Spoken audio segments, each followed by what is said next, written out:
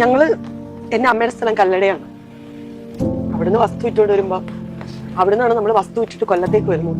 വരുമ്പോ സുച്ചേടൻ എന്നൊരു വാക്കുണ്ടായിരുന്നു, ഞാനുണ്ട് എന്നൊരു വാക്ക്. പക്ഷെ എന്താ സംഭവിച്ചെന്ന് എനിക്കറിയത്തില്ല ഇപ്പോഴും.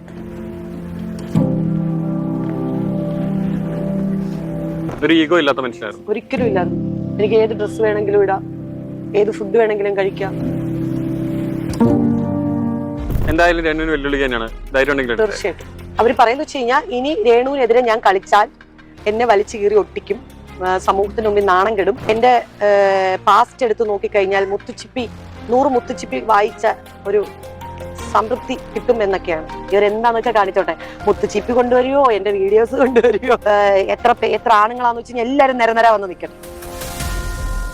നീ എന്തൊക്കെ കുത്തിപ്പൊക്കിക്കൊണ്ട് വന്നാലും നോ പ്രോബ്ലം.